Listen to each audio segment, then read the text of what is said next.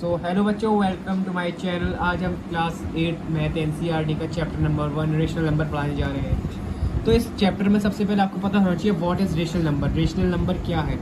तो मैंने आपको यहाँ पे बहुत आसान लैंग्वेज में इसकी डेफिनेशन दी है। It is a big family of numbers. It includes natural number, whole number, fraction and integers. ये बहुत आसान लैंग्वेज में लिखा है, आप लोगों को समझ में आ गया होगा, लेकिन फिर भी मैं समझा देता हूँ। ये एक नंबर्स का ग्रुप है, एक फैमिली है जिसके अंदर natural number, whole number, fraction and integers आ जाते हैं। आई होप आप लोगों को समझ में आ गया होगा। आपकी बुक में इसकी कुछ प्रॉपर्टीज़ दी हुई है, प्रॉपर्टीज़ ऑफ रेशनल नंबर। ये भी मैंने आपको यहाँ को मेंशन कर दिया, उसकी डेफिनेशन भी लिख दी है। सबसे पहली प्रॉपर्टी है क्लोजर प्रॉपर्टी। ये क्या है, चलो हम पढ़ते हैं।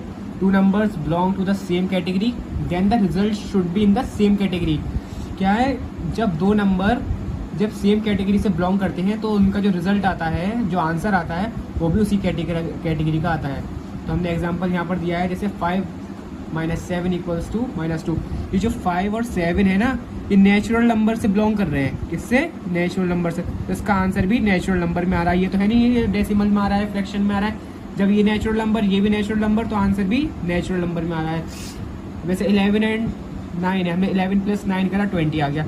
ये भी नेचुरल नंबर, ये भी नेचुरल नंबर, ये दोनों नेचुरल नंबर है, तो ये इसका आंसर भी नेचुरल नंबर में आ रहा है। बस ये प्रॉपर्टी बस यही शो कर दी है आपको, तो आप लोगों को समझ में आ गया होगा। चलो हम नेक्स्ट प्रॉपर्टी की तरफ बढ़ते हैं, कम्यूटेटिव प्रॉपर्टी।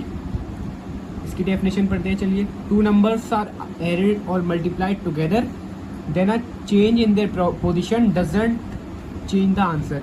क्या, जब दो नंबर या तो ऐड किए जाएं या मल्टीप्लाई किए जाएं और उनकी अगर हम पोजीशन चेंज कर देते हैं तो आंसर में कोई डिफरेंस नहीं होता।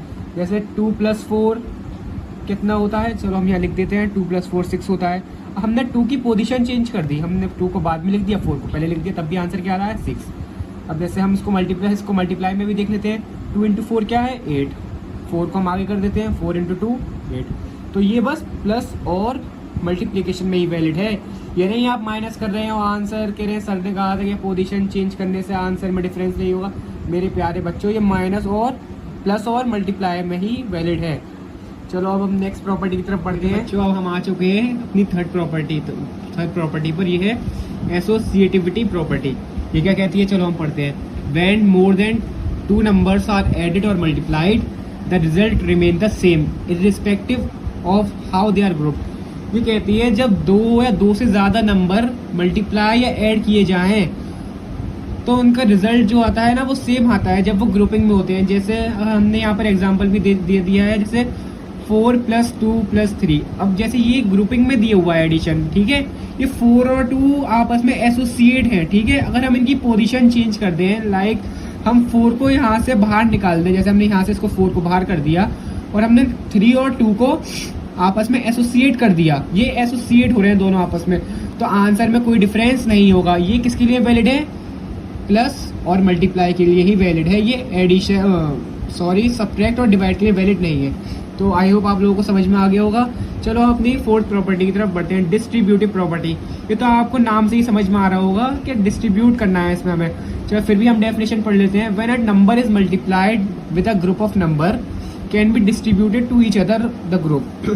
जब कोई नंबर मल्टीप्लाई किया जाए ग्रुप से, ठीक है, और फिर हम उसको उस नंबर को डिस्ट्रीब्यूट कर दें उस ग्रुप से, आपको समझ में आ रहा है। जैसे हमने यहाँ पे एग्जांपल दिया है, ए तो हमने बाहर रखा है, ब्रैकेट बंद किया है, इसके अंदर B + C किया है।